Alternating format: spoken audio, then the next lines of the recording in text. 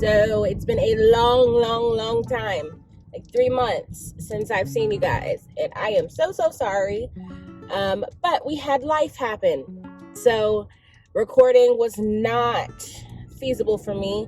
But now that everything is starting to slow back down and get closer to normal, I wanted to talk a little bit about the exam.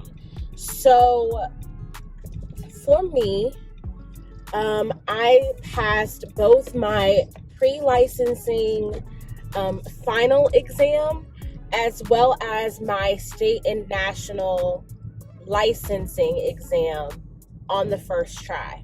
Now, this is a slight caveat, I have always been one of those people who retain information and do really well with testing. I've never had an issue with testing ever in my life, even back to grade school.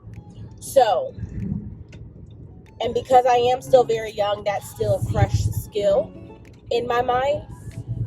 However, I did have to study. This was not information that I could I'll just willy-nilly take this in strides. I had to study, and I had to study my behind off. So for those of you who are in pre-licensing or thinking of taking pre-licensing, what I would recommend for you, because of the amount of information, is to do all of your math first. That's not the way the textbook is written. That's not a way that the normal curriculums are written. But the best thing that I could have done for myself is start the math first.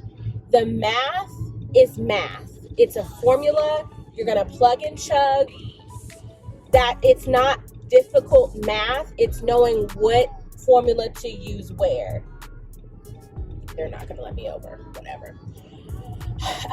So just start with the math.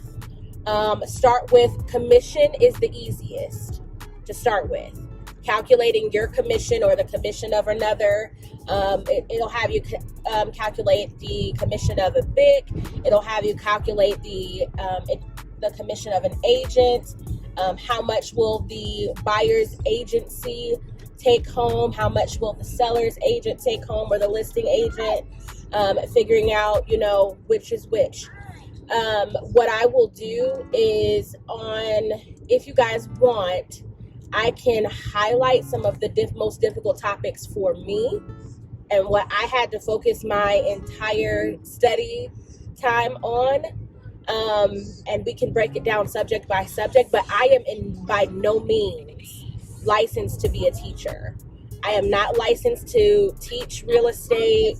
I'm not licensed to do any of that. I can give you what helped me, what study habits helped me, but you still need to make sure that you're paying attention in your classes and that you're taking the notes that they're giving you. I can just give you like my methods of studying, basically.